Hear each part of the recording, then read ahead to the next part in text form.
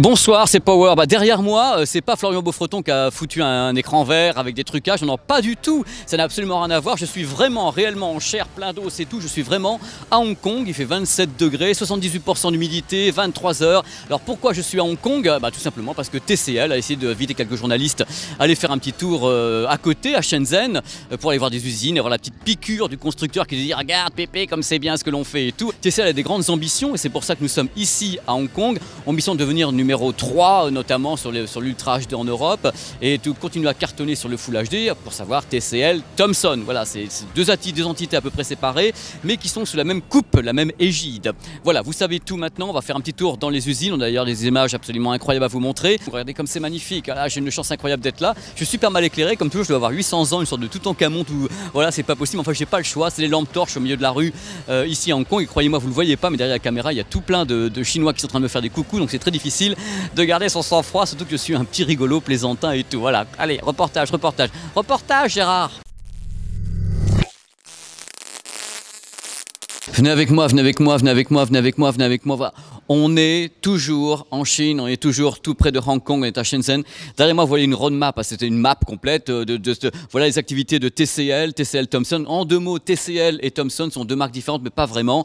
Thomson, c'est plutôt pour le grand public et TCL, c'est plutôt pour les produits qui vont être un peu plus wide. Venez avec moi, on va voir également les mock-ups. Un mock-up, c'est un produit qui n'est pas terminé, qui était un design en fin de compte, ils sont en train de travailler dessus. Les mock-ups des prochains téléviseurs qui sont des OLED, puisque TCL va fabriquer également des téléviseurs OLED. Ça, c'est un autre essai de design. Vous voyez, ça c'est des produits qui sont peu ou prou en vente. Je n'ai pas encore tous les détails sur ces produits. Donc les velléités de TCL dans le monde entier sont gigantesques. Ils veulent devenir numéro 3 pour le marché de l'Ultra HD, du moins déjà en Europe et surtout en France, où ça pousse un maximum. Il y a des opérations qui vont être faites. Justement, regardez un petit peu, puisque vous êtes des fans de cinéma, ce que va faire TCL. TCL va être le partenaire exclusif pour la sortie de X-Men, Days of the Future Past, parce que le film sera présenté en 4K dans les salles de cinéma et TCL va avoir des interviews exclusives avec les acteurs à proposer aux journalistes, des avant-premières et autres. Donc on pense en effet que ça bouge de tous les côtés. On sent que la marque a des velléités qui sont extraordinaires. Voilà les petits gars et les petites filles de Power, ce que j'ai pu vous dire pour le moment sur TCL, ici, tout près de Hong Kong, à Shenzhen. Beau, non? Power. Il y a un truc qu'on n'a jamais vu, enfin que je ne vous ai jamais montré. Quand vous achetez un téléviseur, vous vous dites bon, il y a une dalle, une image, mais en fin de compte, regardez comment est fait à la base la dalle. C'est pas une seule dalle. En fin de compte, il y a ce qu'on appelle des plates entières et il y a des découpes à l'intérieur par rapport à la taille que l'on veut. On peut découper par exemple 8 dalles, on peut découper 12. En fin de compte, c'est une multiplication comme vous voulez.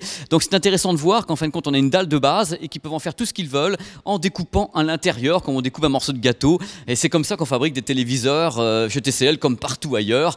Donc c'était intéressant de vous montrer un peu, je sais pas ce qu'on voit un peu avec la vidéo, mais enfin voilà, on voit les découpes derrière sur les produits. Là ça doit être, je pense, aussi du Full HD ou un truc comme ça. Voilà, ils découpent tout, hein, donc c'est génial. Chance incroyable. Regardez derrière moi, on en parlait tout à l'heure, c'est comme le gâteau en fin de compte. On est toujours dans l'usine de TCL ici en Chine, donc à Shenzhen, enfin à côté de Hong Kong.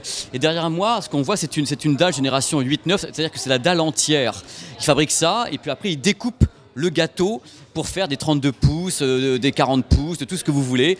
Regardez, puis il y a un truc qu'on n'a jamais le droit de filmer, on a le droit de le filmer maintenant, donc je vais vous le montrer. C'est une chaîne de production, enfin une chaîne de fabrication, une partie de la chaîne de fabrication de la dalle. Derrière, c'est entièrement robotisé. C'est-à-dire qu'avant, la manipulation était un peu compliquée, il y avait des gens qui étaient gantés et tout pour manipuler. Maintenant, c'est uniquement des robots qui prennent des grandes dalles comme celles que vous avez vues tout à l'heure, dans des dalles de 110 pouces, 120 pouces. Les robots amènent les dalles, les retournent, et en fait, c'est un millefeuille. Quand on fabrique une dalle, il y a bien sûr la dalle également, et il y a toute la partie électronique que l'on place en haut, en bas, sur les côtés, et c'est ce que font les robots ici.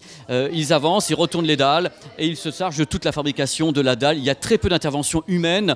Ici, tout est chronométré. Les robots font un travail extraordinaire. Les robots qui sont ici sont des robots qu'on trouve dans d'autres usines.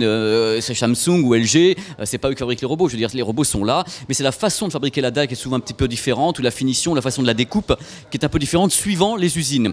Là, voilà, c'est l'usine de TCL qui fait ça très très bien, parce qu'ils nous le disent. Ils ont des grandes dalles, des petites dalles, et puis ils sont très contents de ça, et moi aussi. Donc vous avez vu un truc, c'est peut-être rien pour vous, mais je peux vous garantir que c'est une des premières fois qu'une caméra montre ça sans se faire arrêter par la police et les vopos. Power. Alors moi quand je pars en voyage, j'aime bien la musique, alors bien sûr les casques et autres, et puis de toute façon Power aime la musique. Alors j'ai une petite enceinte mais qui coûte 3 fois rien, que, entre guillemets, vous êtes jeune, vous partez quelque part, vous voulez écouter un peu de musique en Bluetooth, paf, ça y est, Philips a lancé la BT 2500, ça coûte 49 €. Alors je vais pas vous mentir, hein, le son c'est pas trop ça quand même, c'est un petit son mignon, ça va pas sonoriser une 12 chambres d'hôtel ni une suite avec, hein. C'est un petit son d'appoint qui fonctionne très très bien avec, avec un smartphone, avec même allez, je vais être méchant, des fichiers MP3, c'est pas la peine de foutre un truc 24 bits haut, ça servira à rien avec ce petit produit qui est tout mimi. 5 heures d'autonomie, un appairage qui est très simple, hein, très facile, on appuie sur le bouton, ça s'appaire tout de suite. Donc moi j'aime bien la compacité du produit, le son, bon allez, joker, mais sympa quand même. Voilà, je vais pas dire du mal non plus, mais vous avez compris les mots, c'est pas. Et voilà, ça coûte 49 € et c'est un petit truc sympa comme dans la Valoche en partant comme ça à Hong Kong derrière pour écouter dans la chambre d'hôtel.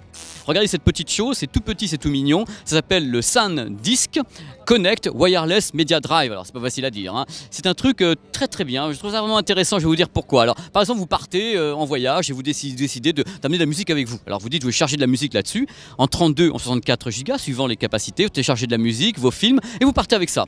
Et ça après c'est votre hub Wi-Fi personnel, c'est-à-dire qu'une fois que vous avez la musique là-dessus et les images là-dessus, vous pouvez carrément streamer en Wi-Fi sur votre smartphone tout ce que vous avez là-dessus et vous pouvez le streamer sur 5 ou 6, c'est 5 à 8 smartphones. Mais vous pouvez avoir carrément 5 films différents streamés depuis ce produit, c'est quand même du délire. Vous mettez ça dans une bagnole par exemple ou dans un avion et vous pouvez carrément streamer à 3, 4, 5 personnes tout votre contenu, vous marrez avec. Il y a une carte SD pour des capacités supérieures et qui est ici. Le prix est assez correct, en fin de compte pour 32 Go ça coûte 79 € et pour 64 Go c'est 100 € pour ce genre de petit produit étonnant. Moi je trouve ça vraiment marrant, le côté ça tient dans la main, vous avez tout, vous pouvez le streamer, vous pouvez faire des trucs avec vos potes, écouter de la musique à plusieurs avec une portée d'une dizaine de mètres. Je trouve ça carrément génial, c'est comme un hub personnel Wi-Fi de votre bibliothèque, un truc déporté de chez vous. Moi je trouve ça génial, je craque, c'est un de mes coups de cœur. Voilà, carrément dans Power.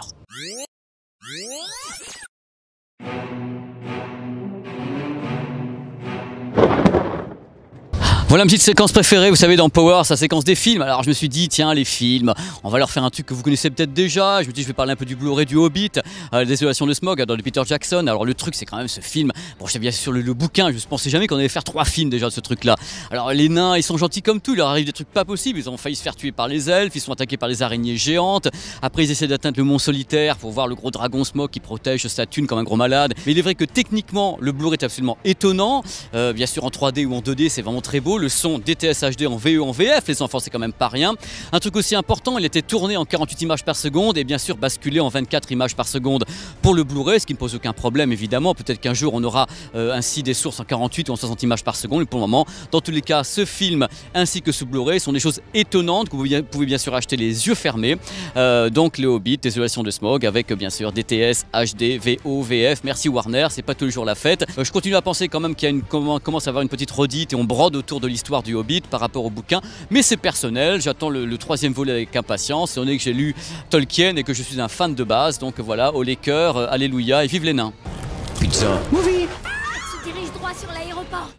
Bon, à finir très fort, regardez qui est là, regardez qui est là les enfants, Bruce Lee en personne, qui est bien sûr une valeur culte ici à Hong Kong, dans la statue de Bruce Lee derrière, pour vous parler d'un pizza movie. Alors un pizza movie de Bruce Lee, arts martiaux, Shaolin basket, bah oui Shaolin basket, voilà, je ne pouvais pas faire autrement, donc Shaolin basket, l'histoire d'un gamin dans un bahut. Alors le gamin il est super doué pour le kung fu, mais en même temps il s'aperçoit qu'il est doué pour le kung fu, ça lui sert pour le basket, et comme il drague une nana super, il décide de former tous ses petits copains à jouer au basket d'une façon complètement Shaolin. C'est un film complètement délirant, c'est vraiment comme Shaolin Soccer, hein. C'est des scènes incroyables, et les tourbillons, les mecs qui tombent du ciel et tout, enfin, c'est une version du basket qui moi me fait hurler de rire, c'est vraiment un pizza movie mais d'honneur, mais culte carrément, parce que c'est très bien fichu, c'est très drôle, les dialogues sont super marrants, et c'est réalisé à la Matrix quoi, alors qu'on est pété de rire du début à la fin. Moi j'adore de toute façon ce mélange justement de trucs asiatiques, genre les Shaolin avec justement du Matrix, avec des effets comme ça. Moi le cinéma hongkongais, je suis un fan de base, tant qu'être à Hong Kong là avec Bruce Lee derrière, croyez-moi je suis super ému, parce que ce mec je l'adulte. bulle et j'ai grandi avec toutes ces aventures et là être devant la statue j'ai presque envie de pleurer, c'est trop fort. Donc voilà, j'espère que cette émission vous a plu parce que vraiment on a mis tout notre cœur pour la faire depuis Hong Kong. Attention, nouvelle, et la semaine prochaine on sera carrément toujours en Asie mais on sera à Tokyo puisque demain nous prenons l'avion pour aller à Tokyo pour d'autres aventures. Justement il n'y aura pas Bruce Lee, mais il y aura d'autres artistes qui seront certainement dans plusieurs endroits là-bas. Voilà, je suis toujours aussi bien éclairé, je trouve ça génial, ces flashs dans la gueule avec tout le monde qui me regarde autour. Je vous garantis, si vous mettez de l'autre côté de la caméra, vous mourrez. Il y a au moins 10 ou 15 Chinois qui sont comme ça en train de me regarder. Qui c'est que ce petit Français qui gueule? Voilà, donc vous avez la totale. Je vous retrouve donc la semaine prochaine pour un Power spécial Tokyo, avec toujours des trucs, je vous filmerai un peu Tokyo, on va aller à l'Apple Store, on va aller n'importe où, on va s'amuser comme des fous. Croyez-moi, on va pas regretter sa soirée. Hein. Allez, alors à bientôt et merci de suivre cette émission. Retrouvez toutes nos vidéos 100 000 sur 01net.tv. 100 000 100 000 Il y a du streaming, ça s'appelle le SanDisk Connect Wireless Media Drive. C'est un produit qui est très compliqué à dire. Au niveau de la... Sur ça... Voilà, en même temps.